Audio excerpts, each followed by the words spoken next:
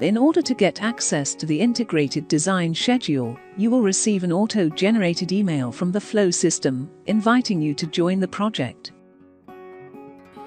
Bear in mind that this email could be automatically redirected to your spam or junk folder.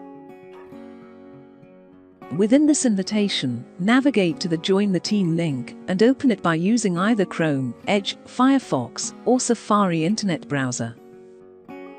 This will take you to a registration portal where you can input your email address and then create a password. Please note that the email should be the same as the one that the invite was sent to. Once you are registered, go to Flow's homepage and your project will be on the left-hand side. Click on it and it will take you to the project's homepage. Here you can see what role you've been assigned to and a brief summary of your personal indicators, as well as any issues or actions related to you. Project's key indicators, such as start and finish dates, or the number of reporting cycles.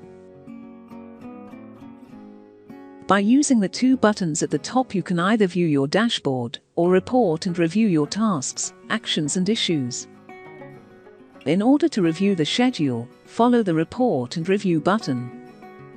From this page, you will be able to see all of the resources or different scopes of the project you've been assigned to report for, the remaining time before the current work plan ends, actions assigned to you by other project members, issues raised by you, your focus tasks for the current work plan period, look-ahead tasks for the next work plan period, information from other team members on which you are dependent and waiting to be solved, information requested from you by other team members.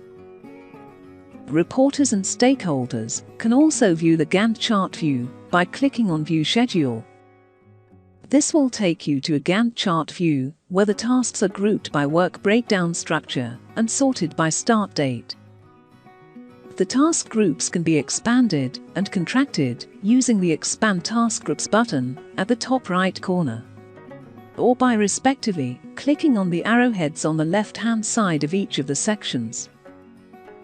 Here, you can also search for a specific task using the search bar, or filter by various options, such as specific resources, using the two drop-down menus. The Gantt chart itself shows the names of the tasks, the remaining duration at the start of the current reporting period, the baseline start and finish dates. On the right-hand side of the screen, you can see the graphical representation of that data. By clicking on the Setting button at the right top corner, you can edit the current view or create bespoke new views for your own needs. In the Edit or Create View dialog boxes, you would be able to add various columns to the Gantt chart, as well as to specify bar labels or different WBS grouping.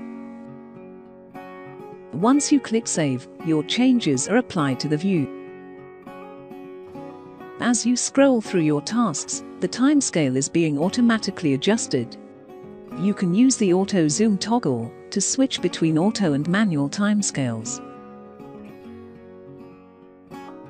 To review specific resource tasks, first, make sure that you've filtered the schedule by that resource, which in this case is the structural engineer. This will allow you to see and review all of the activities assigned to this resource, with their forecasted start and finish dates. Please note that an activity to a certain resource does not necessarily will be under this resource's heading. As you can see in the current example, we have tasks for the structural engineer within the architectural section. Once you've reviewed all of your tasks, please feel free to contact a member of the Adept management team if you have any queries or comments, so they can be addressed as soon as possible.